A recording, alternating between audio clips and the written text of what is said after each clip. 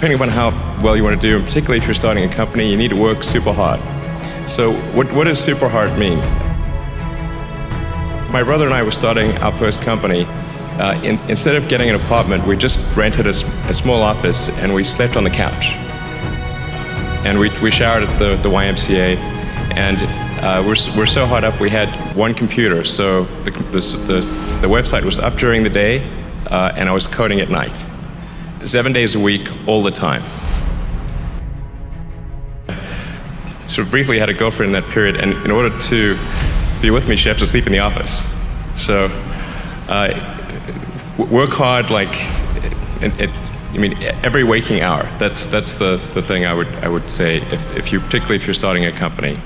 And I mean, if you do simple math, you say like, okay, if somebody else is working 50 hours and you're working 100, you'll get twice as much done in the course of a year as the other company. You've got to make sure that whatever you're doing is a great product or service. It has to be really great. And I go back to what I was saying earlier, where if you're a new company, I mean, unless it's like some new industry or new market that, if it's an untapped market, then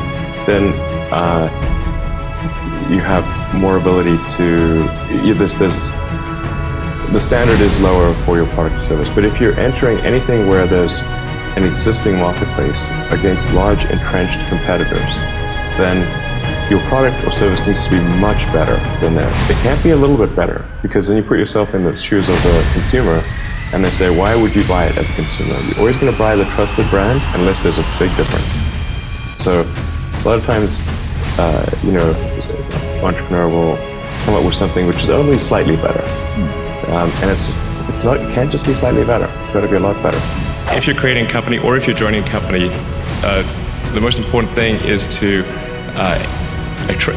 attract great people. So either join a group that's amazing, that you really respect, or if you're building a company, you've got to gather great people. I mean, all a company is a group of people that have gathered together to create a product or service.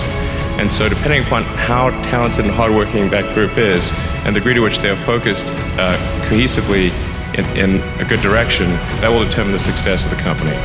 So do everything you can to gather great people if you're creating a company. When I interview someone to work at companies, would be to ask them to tell me about the problems that they worked on and how they solved them.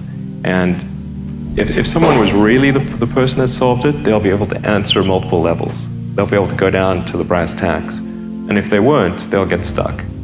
And then you can say, oh, this person was not really the person who solved it, because anyone who struggled hard with a problem never forgets it. There are just times when something is important enough, you believe in it enough, that you do it in spite of fear. Focus on signal over noise. A lot of companies get confused. They spend money on things that don't actually make the product better.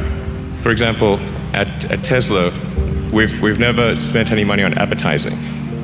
We put all of the money into R&D and manufacturing and design to try to make the car as good as possible.